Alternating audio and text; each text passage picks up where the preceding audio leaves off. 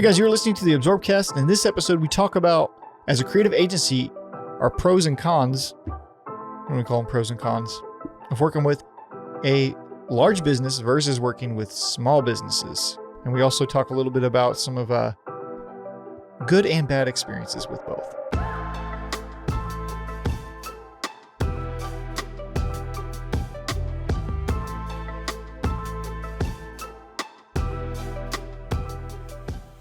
All right, so with Absorb, I feel like we kind of started backwards from what most agencies do, where we actually started working with really big corporations, both nationwide and international corporations. And then the next year we moved into small businesses to kind of build out our portfolio a little bit more. So, I want to talk about small businesses versus big businesses and what it's like to work with them as an agency. Which do you prefer to work with? Big businesses. Me too. Definitely. Is it because of the money? No. Yeah, it's not. No, nope, not at all. Not at all. It's not because the money is typically better. Usually, but it's not. I mean, it's I guess we shouldn't say the money. It's the jobs and the workload. Yeah. Workload is always better, and it feels more appreciated most of the time for bigger companies. Yeah, which surprisingly. It feels very backwards to say that because small businesses, like, they are generally appreciative of our services, but it just feels like big businesses, there's more of a strategy involved in pretty much everything that we can do for them, and they respect that a lot more. I think that could come from small businesses. They're stressed and they're usually like either just keeping their head above the water, or they're just starting out and they're like spinning so many plates at once, and like they just have to think us real quick and move on to their next problem. Yeah. And not all the time, but that's been a trend that we've seen. Yeah. No, it's not like, well, I don't want to say we haven't had bad experiences, but we haven't had a horrible experience. Have we? No, not horrible like that I can groundbreaking. No. Horrible. But most of any, what's the word I want to use? Troublesome times in projects. I cannot get my words together for this. I've come from the smaller businesses, I think. Yeah, very much so.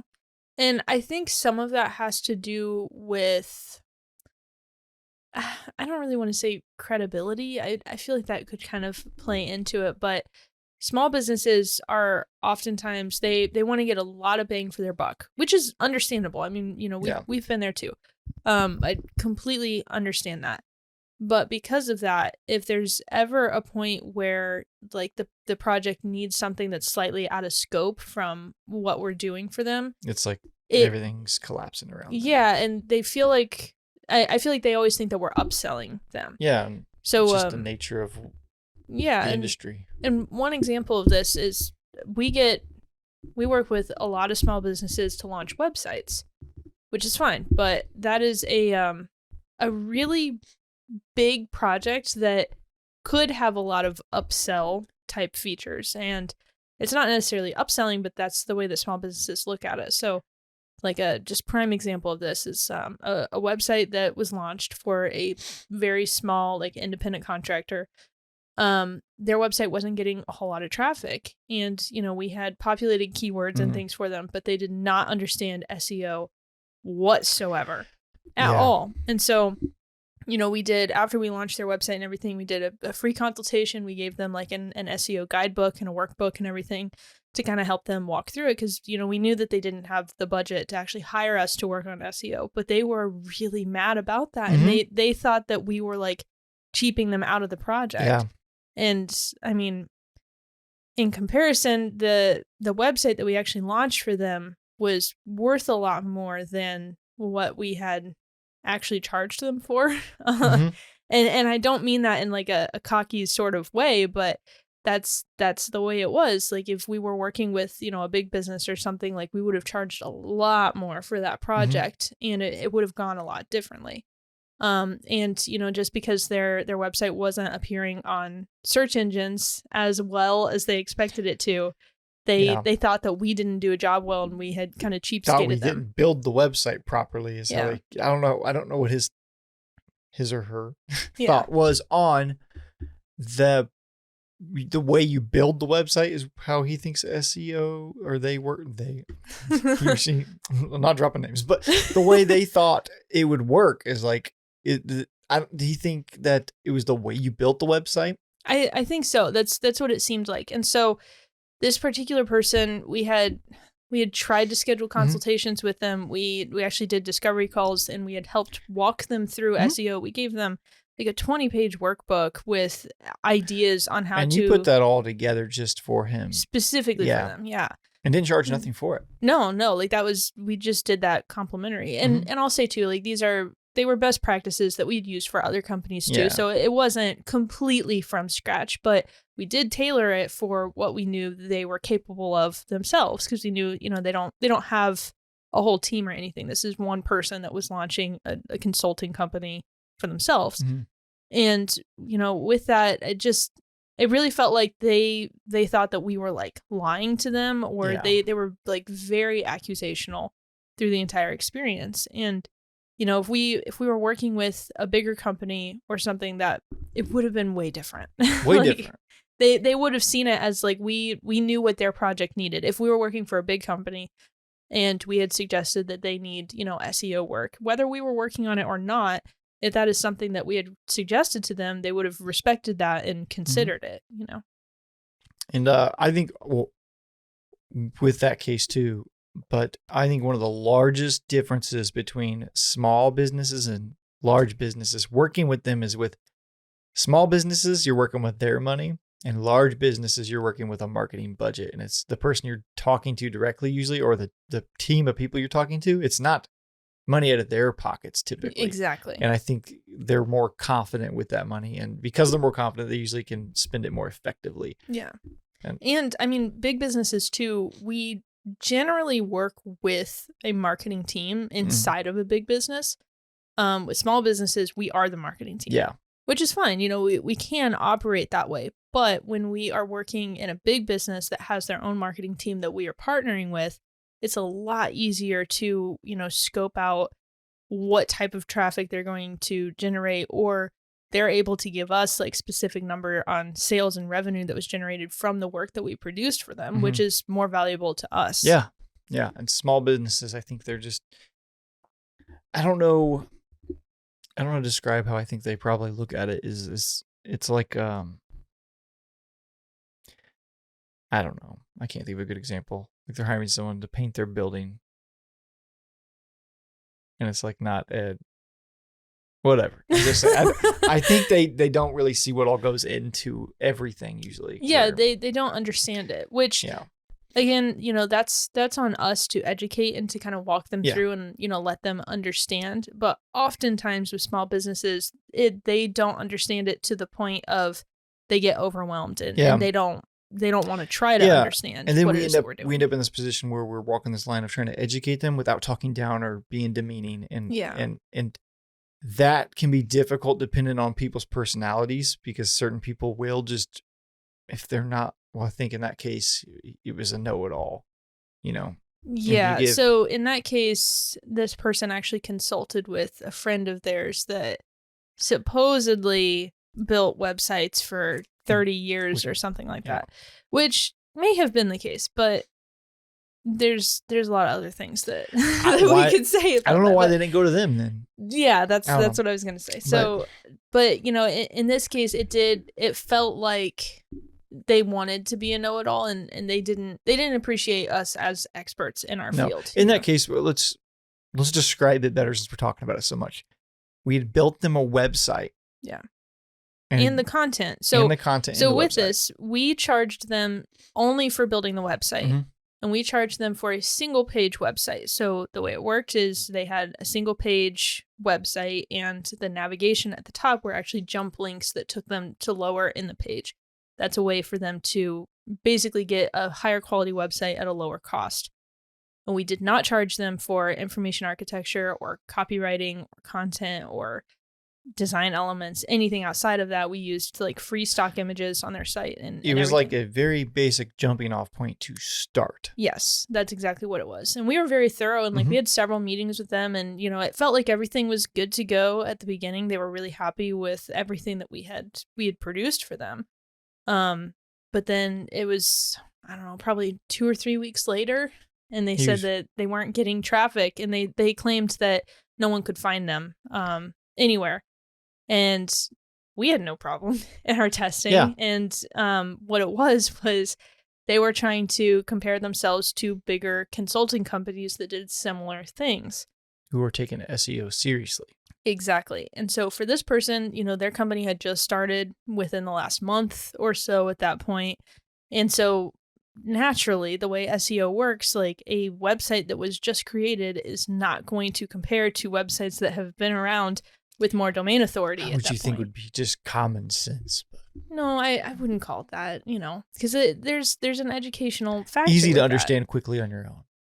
I wouldn't even say that, for someone who has no experience in this industry, it's mind blowing, you know, it's very difficult to understand, and so, and with this too, whenever we delivered the website, like we trained them on how to update the content for themselves and what to look at, how to view the analytics. And so when they told us that they weren't getting any traffic, what they actually meant was they were getting a decent amount of traffic for the type of business that they were. They were getting 40 to 50 people a day, which is quite a lot for this type of business. And honestly. the website was what, 2 weeks old at the time? Which, that's a lot at that point.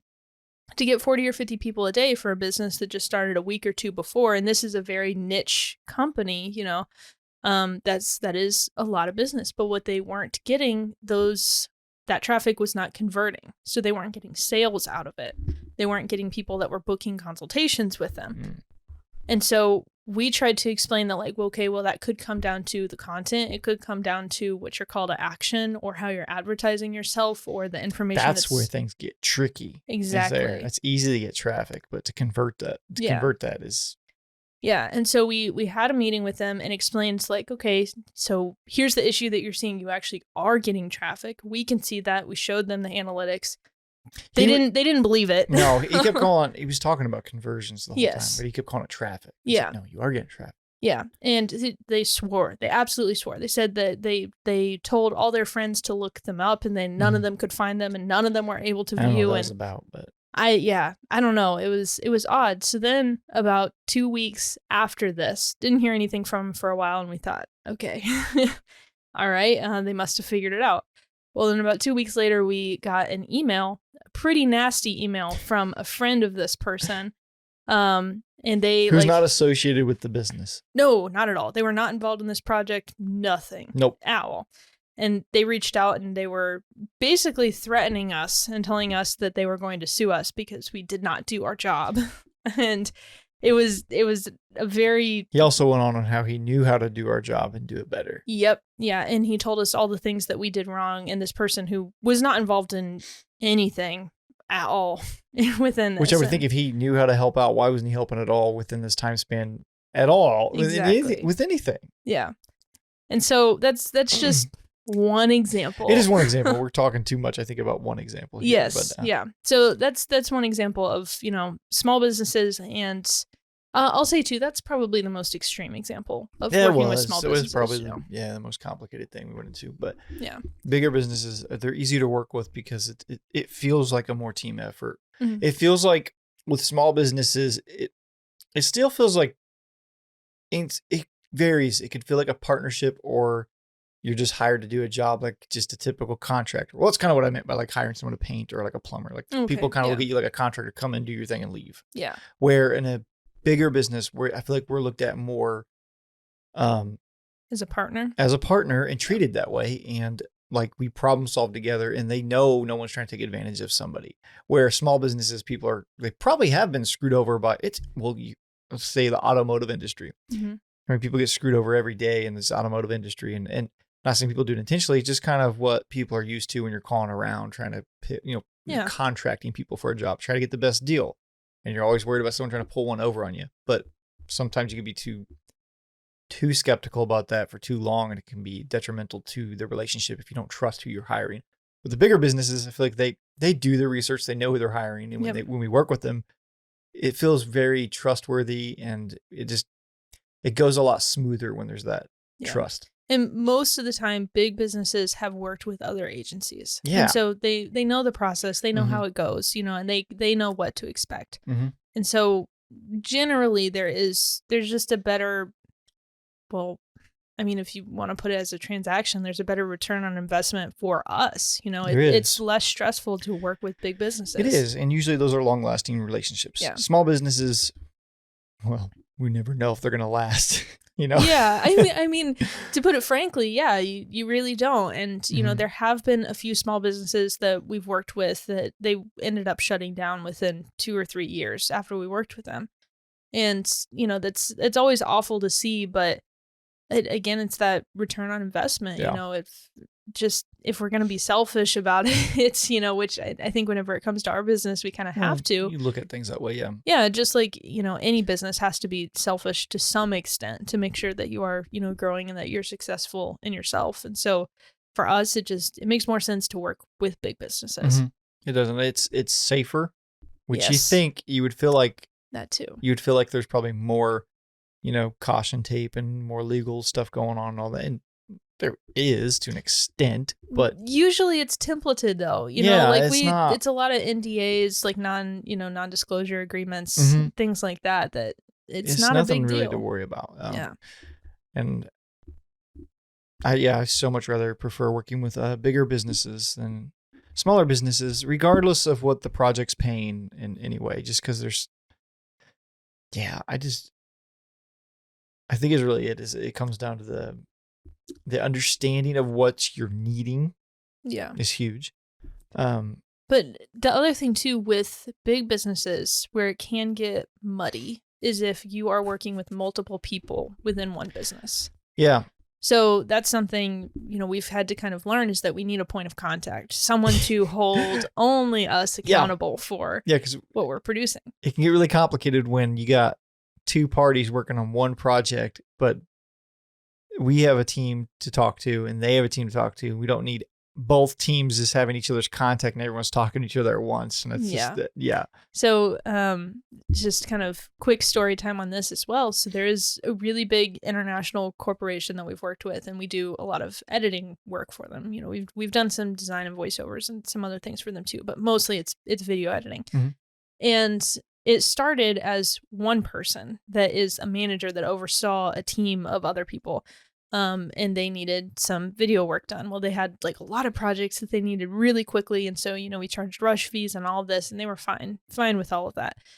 But then it very quickly turned into, oh, well, this person is helping you. Well, let's have this other team jump in too. And soon enough, we were working with 8 different teams within this corporation, and those teams weren't communicating with each other either. Not So at all. they didn't know the workload we had before the other team came to us. And it's like, well, hold up. We're kind of maxed out for the next couple of days. And then there was one point where we were working with 8 different teams in 2 locations, like one in Indiana and one in Florida. Yeah. At that point. And so we had people calling us around the clock, because this is also very tight timeline work. They're quick turnarounds. Very, very much. Like within 1 or 2 days, it would be rush times. 15 videos, 15 4 to 8 minute videos that need to be done by the end of the week kind of thing.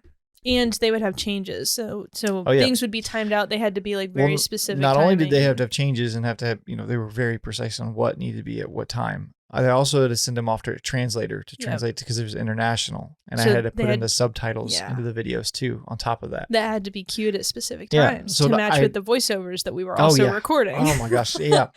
Which is difficult when you don't speak the language you're translating in. But the video had to get approved and then sent off for translation and then sent back to me, and I'd get the script and have to put all that back in. And and it, like you said, it was very, very quick turnaround. But for our visual audience, our cat has joined the talk. As long as she stays quiet, she's fine up here. Yeah. No, she's gone. So for that company, and there was even a time too that we were we went to their office to edit live with them because Mhm. they were handing us flash 'cause- drives and hard drives 'cause and all kinds of stuff. The compounding time of upload and download was It was too much. starting for to add them. up, and they needed us on site to edit. Yeah, which hand- was fine. It was okay. that was a weird but- experience of just handing cards back and forth in this Yeah, office. but I think that was the point that they realized how chaotic their own workflow was Yeah. for us. Because then at one point, I'll never forget, it was you and me in an office, and there was like another person that was editing with us too that actually worked there Mhm. from the company in this one office, and there were like 9 people that were queued up, like in line, waiting to hand Yeah. things off to us. And then, it was basically got to where I was taking notes on what you were working on. So I was consulting with the people as they were walking up, and I was telling them like, okay, this is where this project is at, and this is what we're doing here, and all of this. And then it got to the point where they realized that like there was double work, or we realized that there was double work that was happening, and they didn't know that. And then there were some things that like they were missing content, so they were like going out onto the shop floor and like filming things and coming back and handing it off to us. And yeah, so I think at that point when they visually saw like, okay, this is a problem, the workflow started to change. and there was people in and out that door in our office, our temporary constantly. office they put us in, which was fun. It was a fun experience, but they were always awesome to work with too. Yeah, it's always very good relationship Mhm. with them. But So that's about as bad as the big business experience. If you want to call that bad. Yeah. It wasn't bad. It's just whatever. Yeah. But well, so one other thing to consider with big businesses too is generally speaking, they have a lot of times accounting departments will have their own pay schedules. So even if you say like, okay, our invoices are due on this date, or if you have a phased approach, it'll usually take 60 or 90 days for their accounting departments to process that. That was something I had no idea about and realized how common that is. Yeah. So it'd be like, well, sometimes 90 days for some, 60 days, which if that was ever forgot, it would suck if I think it only happened once to us with a client where they forgot to process it. Yeah. And then we were out, like it was after 60 days and we had to wait another 60 days. So that was 120 days before we seen our payment. But that's typical how they pay that way. But that's probably the only downside to it. Yeah. But then with small businesses, you run the risk of, are they able to pay? Yeah. We've ran into that a couple times too. Yeah, and it's harder to screen small businesses. It is. Like whether it's safe for our business to invest and get wrapped up in. Yeah. And, a lot of times too, we will be more flexible with small businesses. Like we'll allow them to make payments or things because, we know the quality that we're able to bring to them, but we also understand their budgets. We've been there as our own business. We know how much these things cost and how scary that can be whenever you have other business expenses. So, we definitely try to work based off of the clients that we're working with. But and that could bring us to an episode we have planned. We're going to talk about why we moved away from hourly. Yeah. We do project and value-based pricing for that reason, because we work with a variety of scales and I don't want to get into it just now, but there's a reason why we moved away from hourly. Yeah. And then, there's a whole other industry wrapped into this too, even outside of small and big businesses, is nonprofits. Yeah. And so, nonprofits, usually we just partner with them and like donate our services. Sometimes you can get tax write-off for that depending on what exactly it is that you're donating as a service. I'm going to go ahead and throw a tip out there for anybody in the creative industry that may be new, is find a nonprofit to partner with, because it's fun. You get to be more creative. It's usually less pressure, and usually great people you work with in any nonprofit. Oh yeah, definitely. And sometimes there's even grants that they can apply for to fund you specifically, which has been a good tip for us. Yeah, so. I think it'd be the best way in any creative industry to build a portfolio or experience. Find a nonprofit. Yeah, definitely. I wonder if that'd be better than going to school. That's an episode we were going to do, is talk about, are degrees necessary in the creative industry? Yeah. Are they? I don't know. You have to watch the episode. What? One of us has a degree and one does not. One tried. Did either of us regret that decision? Tune in to find out. Yeah. Well, is that all we want to say about big businesses versus small businesses? I think so. I think that sums it up pretty well. Yep. Well, that's all we have for this one. Thank you guys for listening. If you made it this far, we will talk to you guys. I'm going to say talk to you. I know I talked about that last one, whether we're talking to you or not. We're talking to you. You're here. You're listening. We will talk to you in the next one.